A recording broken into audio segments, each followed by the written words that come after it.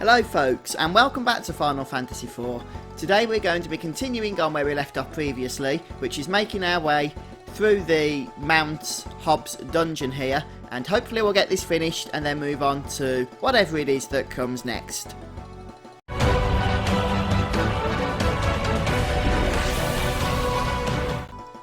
You'll probably want to make sure you're all healed up. Remember, you can go back to the save point after that last boss fight if you wish to do so. If you enjoy this episode, guys, please consider just hitting the like button, and thank you ever so much for your support. Just a little tip, by the way, I don't think I've mentioned this yet. Out in the field, you can change your party member just with the whatever hotkey it is you've got assigned. On my PlayStation controller here, I'm playing on the Steam version, by the way. I'll just hit the square button, and you can have whoever you want. It's purely aesthetic. It doesn't make any difference, but I'm probably just going to stick to Cecil since, you know, he's the default and I guess I've got OCD or something. Anyway, we're going to head through the exit, which is directly behind the last boss fight, and this is quite a linear section of the dungeon. We're just going to basically head east and follow the path, and that will take us all the way around. You won't find any new encounters in this part of the dungeon, unless of course you haven't encountered the bombs or skeletons or spirits up to this point, which I find highly unlikely if I'm being totally honest with you. So as always, it is just a case really of making our way through the linear sections here. World of Final Fantasy, for those that have played that, has definitely taken a lot of inspiration from these older style Final Fantasy RPGs and other Japanese RPGs, where you basically have a world map and then head into dungeon after dungeon, and these are interrupted by towns and story sections. Maybe I'll do a series one day of World of Final Fantasy on my YouTube channel. Would you guys want to see that? It's definitely more of a child-friendly game, aimed more for the younger generation, but there's definitely a lot in it for those that are fans of the older games as well, in my opinion.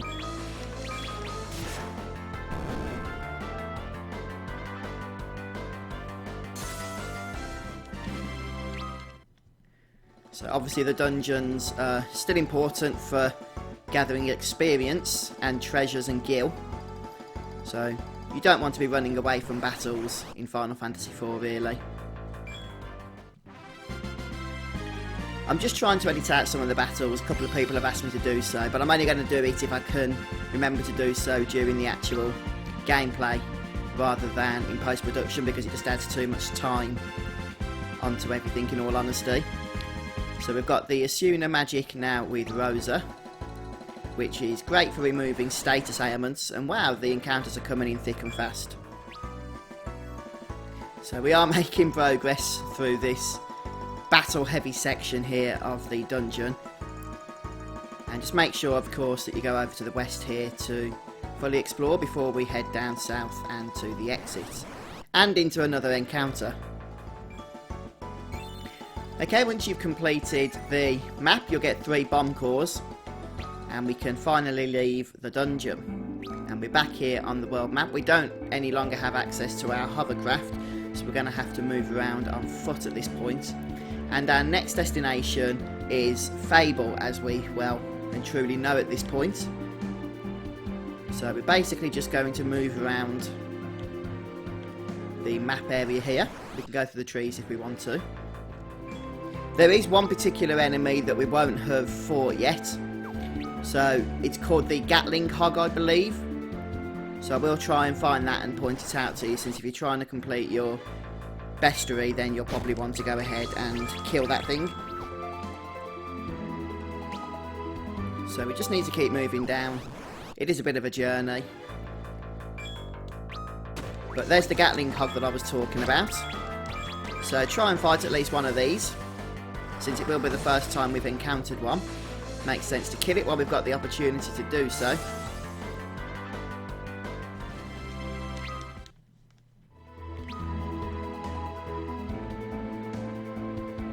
Ah, here we go. This looks like we're in the right direction now, so go ahead and save if you wish to do so.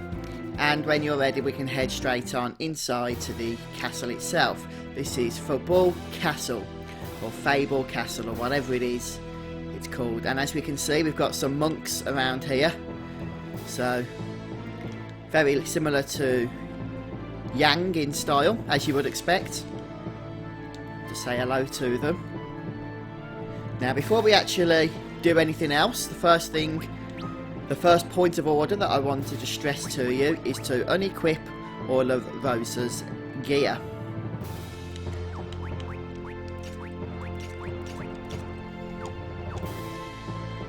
I know it usually, you know, gives a bit of a spoiler that you're going to be losing a party member when I tell you to do that, but I'd rather tell you so that you can actually put that gear to better use rather than letting it go to waste on a character that you can't actually access. And we just need to head straight forward here, but we can just chat to some of these other guards, though it would appear to be a little bit pointless.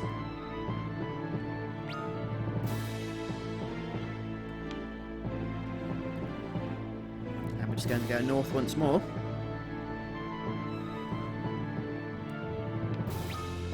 Before we do this, actually, I just want to go over to the stairs on this side, because I believe there's going to be a place where we can rest. Yes, there's an inn and also an item shop. And we can also see Living Way here. Let's speak to him first. I wonder if Living Way is going to remain as Living Way.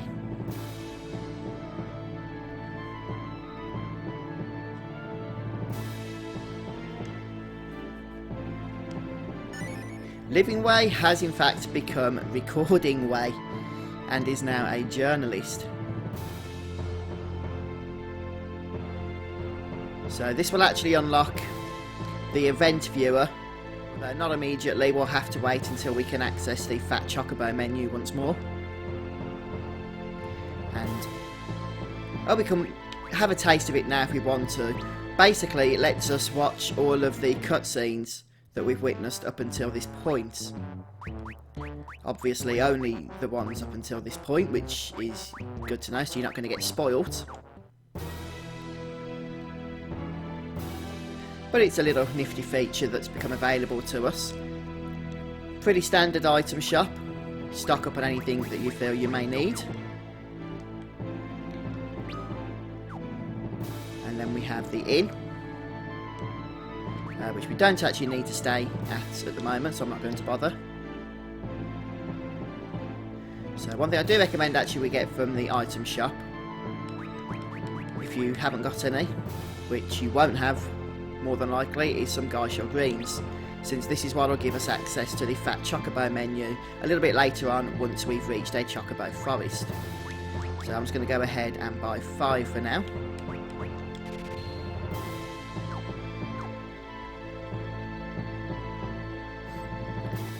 Going to head back out of this room and down the stairs, and we're going to head up the stairs on the other side.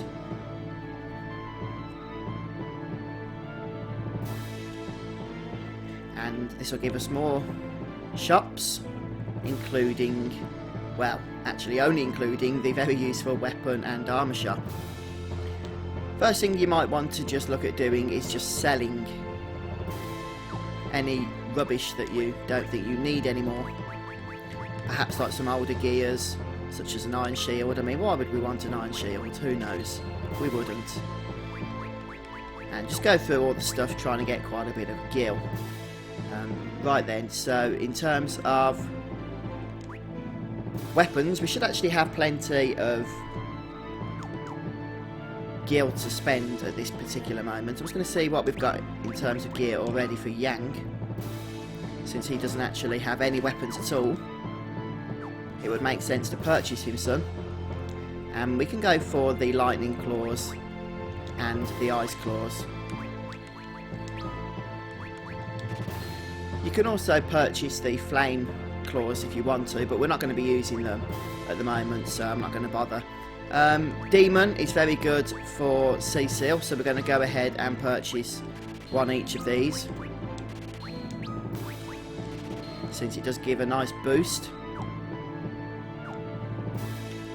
Go ahead and throw this new equipment on our characters here. First of all, we have Yang. And he's going to get some nice boost to his attack by equipping this gear. And then Cecil is going to go ahead and have some of this demon armour. We can also sell what he's just unequipped if we wish to do so. Right then, if we head back to the menu, we can sell, because we won't be needing it, all of the Hades stuff, the iron stuff as well.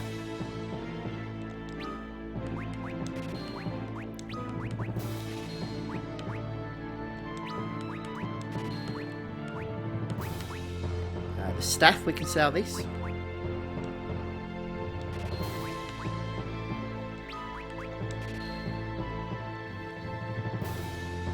Apparently that is an upgrade for Rosa, but she's gone, so I'm not going to sell that for the time being though. The rod, yep, we can sell that. And the other one. Leather caps. Yep. In fact, any of the leather clothing that we come across, where's it gone? We can sell. Dark sword. Yep. All of this dark stuff can go.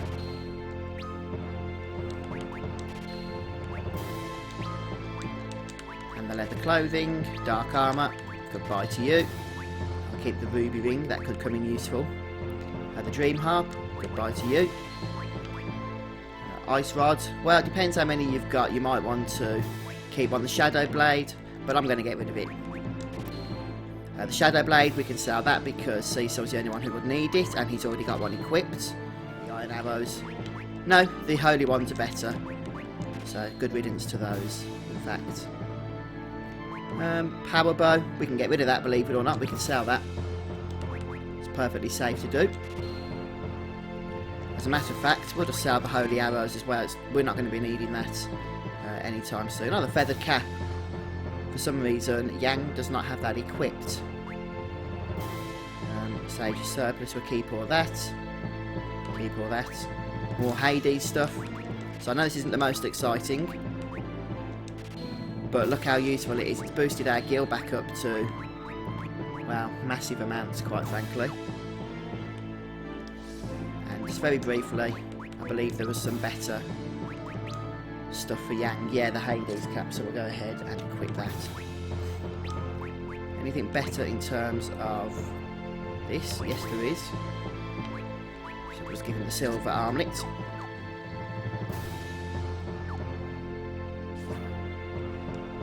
Right, now we can head up to the second floor. Let's grab some tea.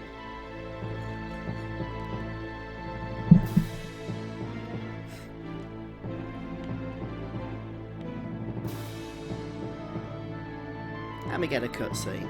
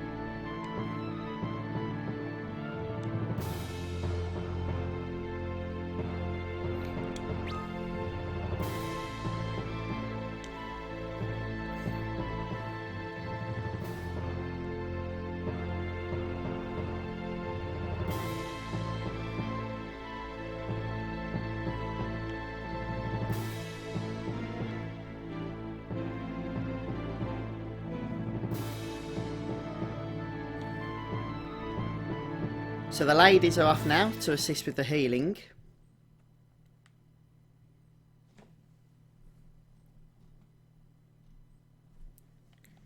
And the three lads are going to be involved in the battle itself. And immediately we're going to be attacked by these fellas here. So this one isn't actually too challenging. We want to kill one of the main soldiers, the Baron Marines, and then we want to take out the actual captain before killing the final one. This maximises your experience gain. In a similar way, we did this earlier on, didn't we?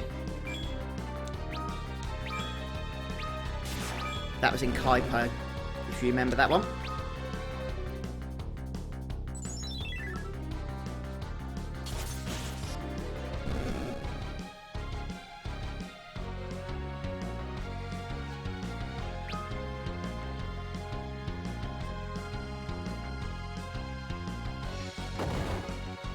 And now the Red Wings are here and they're bombing the castle, which isn't a good sign.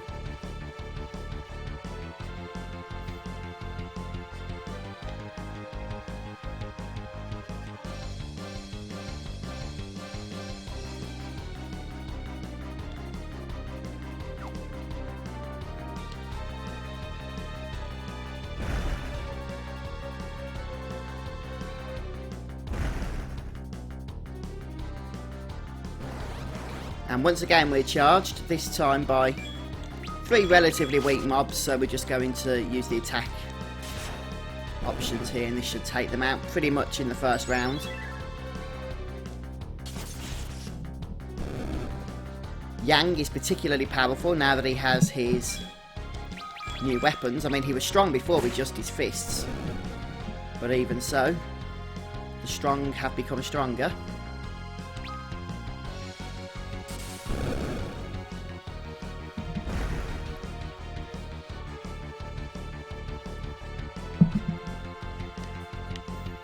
Looks like we're off again.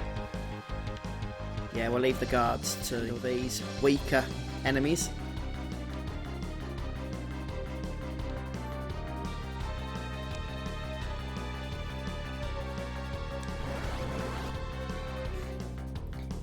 And as you can see, we've got the same battle once more. Oops, so we're going to kill a Marine and then kill the captain. Ah, didn't kill him with Cecil. So we'll try that one again. Wow, he's so strong. Talking about Yang. Very, very strong.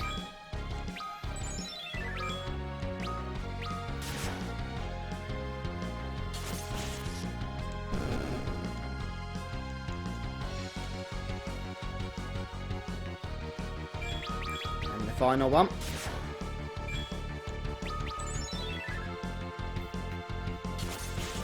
I think Cecil and Edward can just, you know, go home for the day. Leave it to Yang to do the fighting. Level 21. Not only does he have a lot of strength, he's got a lot of health as well, this fella.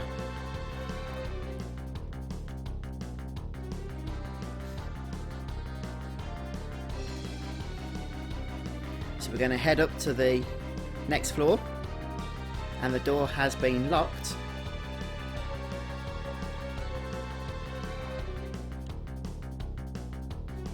So let's hopefully we can go and protect the crystal. Oh, what's this helpful guard doing? Oh, he's unlocking the door. What a smart thing to do. Yeah, he's not a guard at all. He's a spy. A gargoyle, to be precise.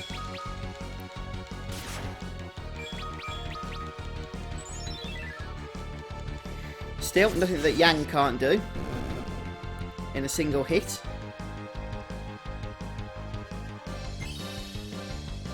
And we're getting levels left, right and centre here, which is good to see.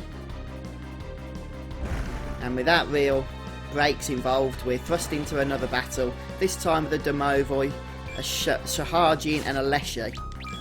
So the same combo that we had a few moments ago. I'm just going to stick auto battle on.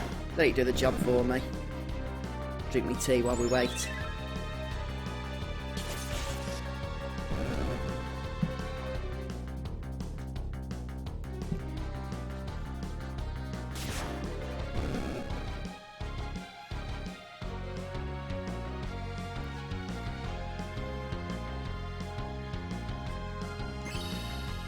and Edward levels as well. Learning Toad Song. Interesting, interesting. So we're very close to the crystal room now. Seems the plan is to head inside with our professional or not so professional party. Edward trips at the wrong moment, forcing us yet another encounter.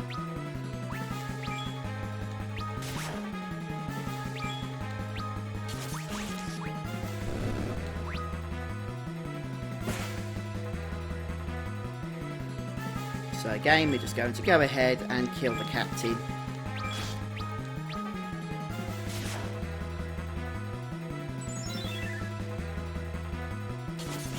And then take out the third enemy.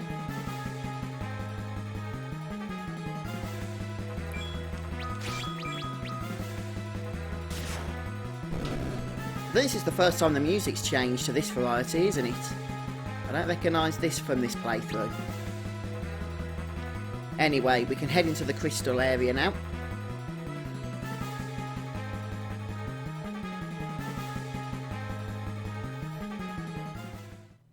Ah, look who it is. This is Cain, you might remember from earlier on.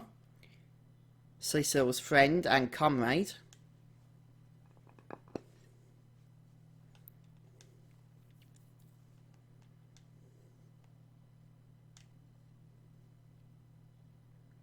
So is Cain going to help us? Apparently not.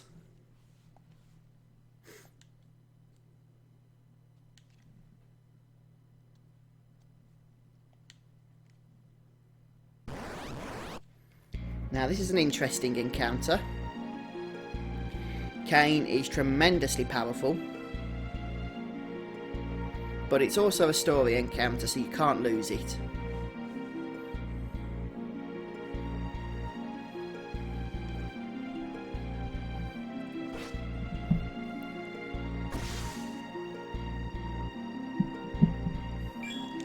Yeah, I'll take this, Cain.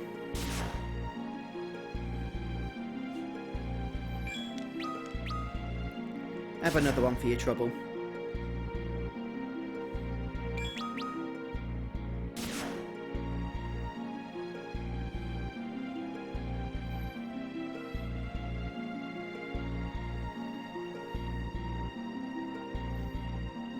It doesn't look like Cain's in a talking mood at the moment, does it?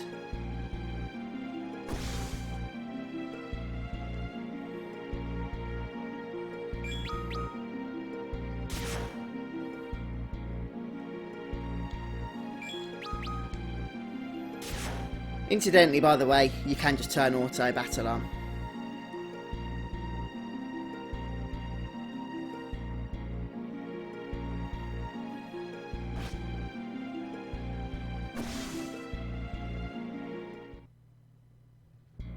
Cain, even you now? Let me ease your suffering. You'll do nothing! Stop! Rosa. Cain, tell me you've not turned traitor.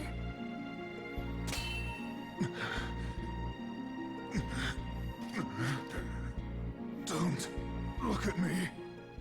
Cain, why do you now hesitate? Culpes!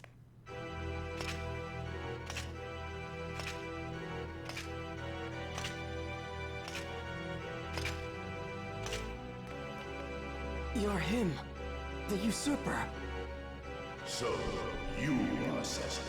Allow me to give you something. A gift to remember our meeting. Cecil! Let me through! I did not come to treat you words. Cain, enough of this foolishness. Bring me the crystal. My lord.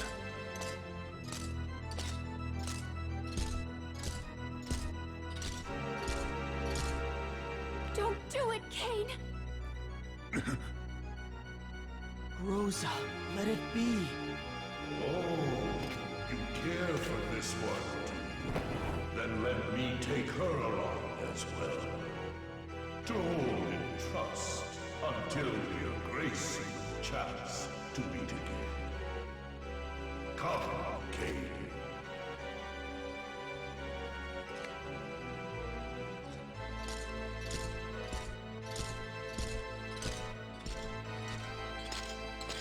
would seem your life is spared for now. Kane, wait!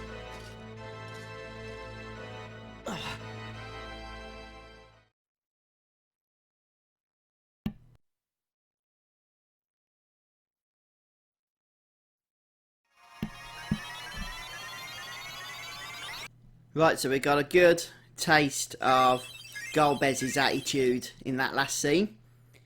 And Rosa has been kidnapped.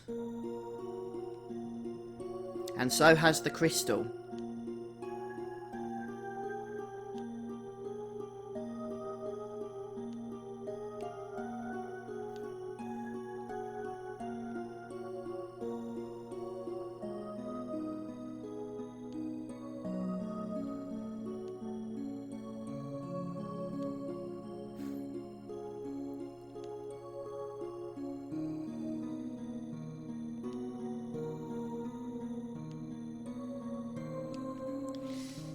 And we finally get free control back of Cecil here and the party.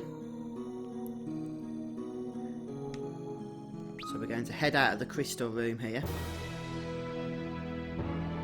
And we're back into the throne room, and we can see that there's a few treasure chests over on the right hand side.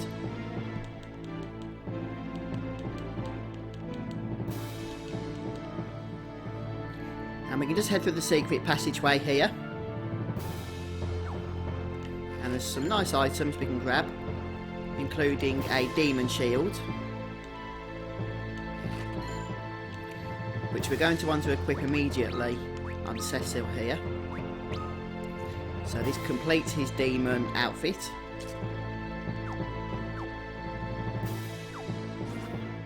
And we're going to head back over now to the main throne room area, and if we just head over here, there's another item we can grab. No, just over here I mean. So we get some Hermes sandals.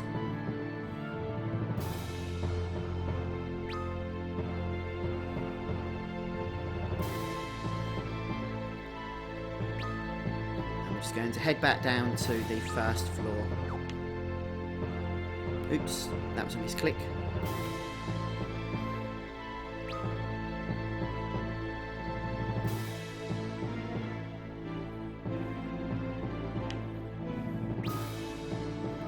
Just checking we didn't miss anything in these other rooms. Eventually I'm just going to head over to the inn.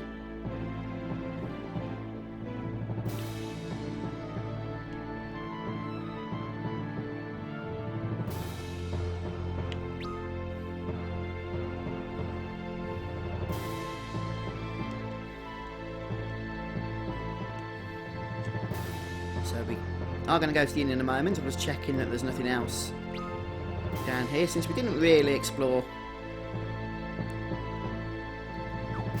out here previously.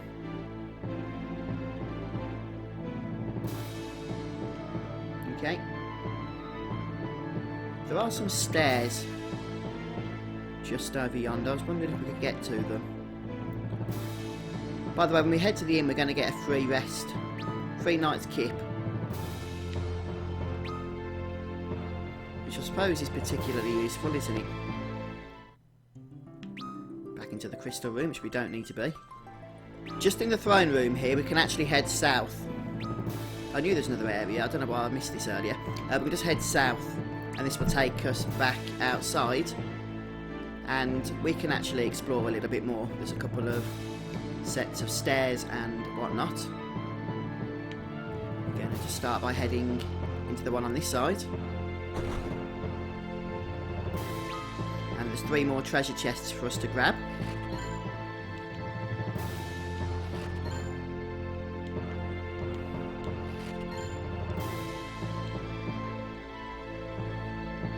And also, if we click this candle, then we're going to get a Zeus's wrath. By the way, we can also go right up to the top of this tower and find this lady here, who happens to be Yang's wife.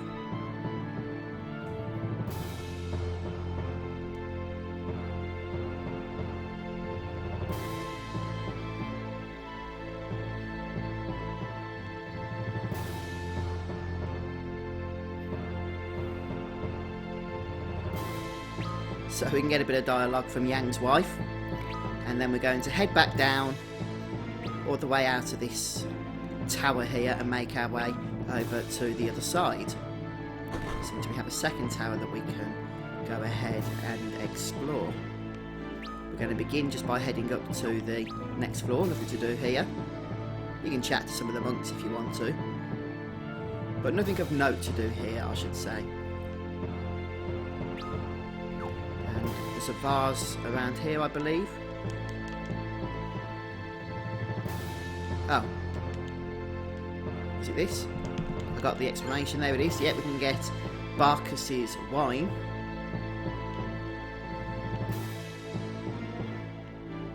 And who's this strange character? It's the dancer.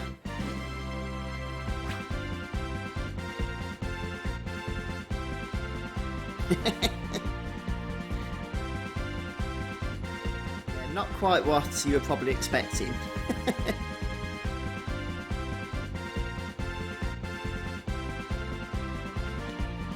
Huh? I think that dancer's about as confused as the rest of us, in all honesty.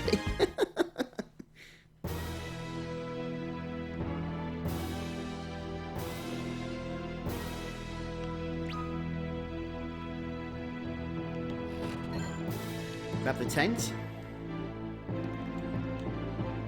Say hello to the King of Fabul.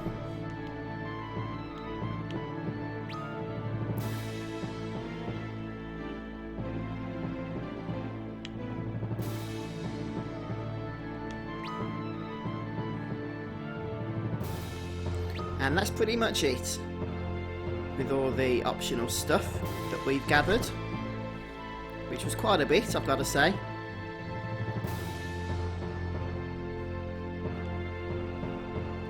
So now we can just head over to the left hand side where the inn is.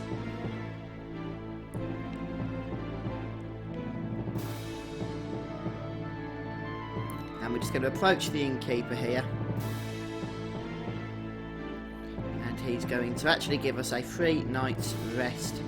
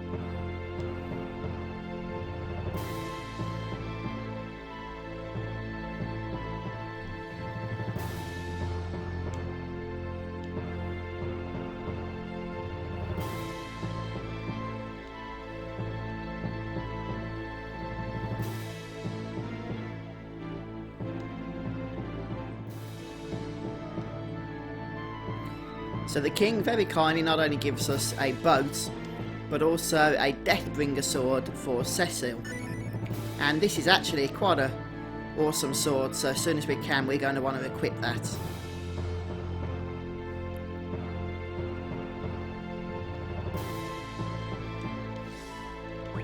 Let's do that before we do anything else. See? Look at that stat increase from equipping the Deathbringer there.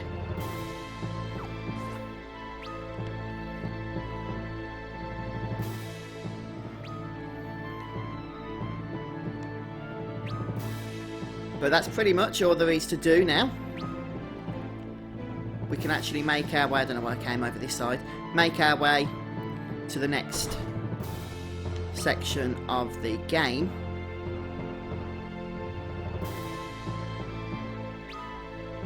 So first of all we're going to go ahead and leave the castle.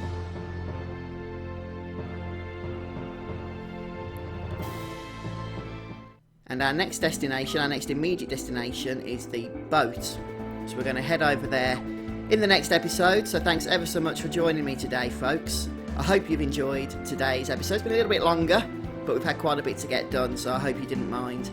If you did enjoy it, please do hit the like button, and if you haven't already, then do go ahead and subscribe to the Fuzzfinger Gaming YouTube channel.